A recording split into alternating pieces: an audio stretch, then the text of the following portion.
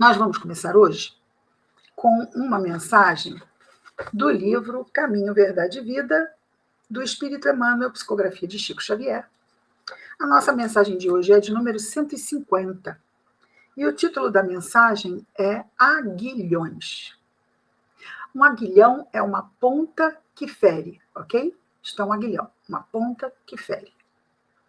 E o versículo destacado aqui por Emmanuel são palavras de Jesus, mas essas palavras de Jesus vão constar não entre os 4 evangelistas, mas em Atos dos Apóstolos, que é o primeiro livro após os 4 evangelistas. E está em Atos dos Apóstolos, porque, na verdade, são palavras de Paulo,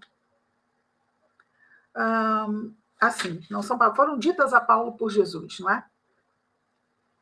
E então, diz-nos Jesus, falando para Paulo: duro é para ti recalcitrar contra o aguilhão.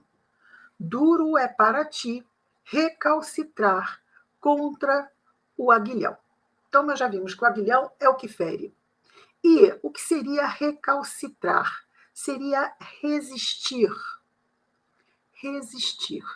Então, nós temos situações que nos são grandes desafios na vida. E precisamos o quê? Resistir, porque essas situações, se não estivermos atentos, podem nos fazer cair. Por isso, é duro para nós nos mantermos firmes diante de algo que nos, vamos dizer, que nos arrasta a uma resposta que não queremos mais dar. Aquela do homem velho que ainda habita em nós, não é? Querida Vera, seja muito bem-vinda, Verinha. Então, Emmanuel vai comentar as palavras de Jesus: duro é para ti recalcitrar contra o aguilhão, e para todos nós também, não é? Diz-nos Emmanuel: o caminho evolutivo está sempre repleto de aguilhões. De outro modo, não enxergaríamos a porta redentora, porque quando nós sofremos, que paramos, e neste momento, muitas vezes nesses momentos, é aquela hora em que olhamos para o alto, buscando o quê? Ajuda dos céus. Então, de outro modo, não enxergaríamos a porta redentora. Entrega-se Deus aos filhos da criação inteira. Reparte com todos os tesouros de seu amor infinito. Estimula-os a se elevarem através de 1000 modos diferentes. Entretanto, existem círculos numerosos como a Terra, em que as criaturas não se apercebem dessas realidades gloriosas, ou seja, que tudo que nos chega é proporcionado pela providência divina para o nosso crescimento. E muitas vezes, quando nos chegam provas, grandes testemunhos, nós podemos o quê? Ceder à revolta, ou ceder ao desespero, achando que aquilo está vindo injustamente, de forma aleatória mesmo para as nossas vidas. Pode acontecer? Pode, se não estivermos atentos, ou mesmo instruídos quanto a isto.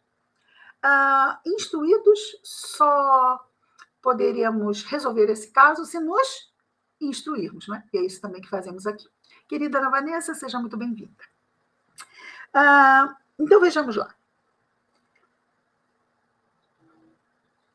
Então, terminamos aqui? Sim, não terminamos a frase, então vamos reler. Entrega-se Deus aos filhos da criação inteira, reparte com todos os tesouros de seu amor infinito, estimula-os a se elevarem através de 1000 modos diferentes. Entretanto, existem círculos numerosos como a Terra, que é um mundo de provas e expiações, habitação de espíritos imperfeitos, como nós, em que as criaturas não se percebem dessas realidades gloriosas e paralisam a marcha, dormindo no leito da ilusão. Essa materialidade, não é? Como se só isso aqui existisse.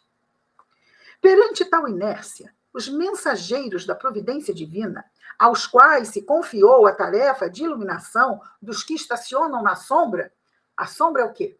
É a ignorância, é a inferioridade ainda, é a imperfeição. E nós temos espíritos que nos são tutores, e eles têm uma responsabilidade diante da providência divina com relação a nós todos. Promovem esses espíritos recursos para que se verifique o nosso despertar. Cientes de que Deus dá tudo, a vida, os caminhos, os bens infinitos, os gênios inspiradores e só pede, inclusive isso Deus nos dá, não é? Nos dá, os gênios são as inteligências inspiradoras, que são esses nossos espíritos tutores. Então, o que nos pede Deus, que nos dá tudo? Nos pede que nos dirijamos aos seus braços paternais. Então, esses divinos emissários, que Deus também nos fornece, organizam os aguilhões, por amor aos seus tutelados. Então, quando nos vêm as provas, quando nos vêm os desafios, as expiações, são para quê? Para que caiamos? Não, são para que cresçamos, para que possamos testemunhar a nossa condição de superarmos as nossas próprias limitações. Porque essas provas só vão nos chegar quando tivermos condições de efetivamente superarmos. Então, eu não estava preparado. Se eu não estava preparado, tem alguma coisa errada. Talvez eu tenha, como aluno que não consegue ir bem numa prova, não porque não pudesse ir bem na prova, mas porque não se preparou para a prova que saberia que iria enfrentar. Então, quando nós dizemos eu não estava preparado para aquela prova, isso quer dizer que a professora estava equivocada e deu uma matéria que os alunos não teriam como enfrentar? Não. Da mesma forma, Deus, quando nos oferece as provas, através desses espíritos que as organizam, também todas elas estão com a cruz do tamanho do ombro que a carrega, não é? E continua Emmanuel dizendo-nos assim: nesse programa de aprendizado, de crescimento, programa desafiador, criou Jesus os mais nobres incitamentos para a esfera terrestre. Então, incitamentos são os recursos, ok? Que tem a proposta de nos fazer avançar. Quais seriam? A riqueza e a pobreza, a fealdade e a formosura, o sofrimento e a luta. São aguilhões ou oportunidades instituídos pelo Cristo a benefício dos homens, ou seja, de nós encarnados. Cada existência e cada pessoa tem sua dificuldade particular, simbolizando oportunidade bendita. Então, todas as dificuldades que nos chegam são oportunidades benditas. Será que nós as encaramos assim? Muitas vezes não, e não há nenhum erro nisto. Não há nada de errado nisto, porque é assim, não é? Estamos aprendendo a enfrentar. Não podemos exigir de uma criança, de uma pessoa muito jovem, e somos espíritos ainda muito jovens, que já estejamos prontos para nos sairmos muito bem de tudo. Não. Vamos arranhar o carro na pilastra, não é? Vamos andar ainda de forma vacilante muitas vezes, mas com o exercício, com o treino, com a continuidade, nós vamos o quê?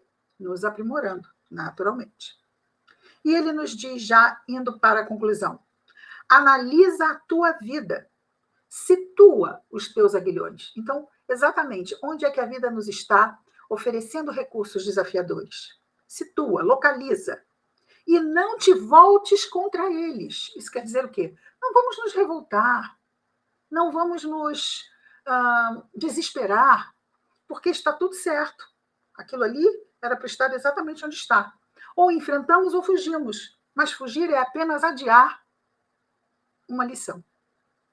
Então, o que ganhamos? Se nós sabemos que aquela lição veio no exato momento em que eu posso sim enfrentá-la e superá-la, mas não depende da lição, não depende do tutor, depende do aluno, do aprendiz, de nós.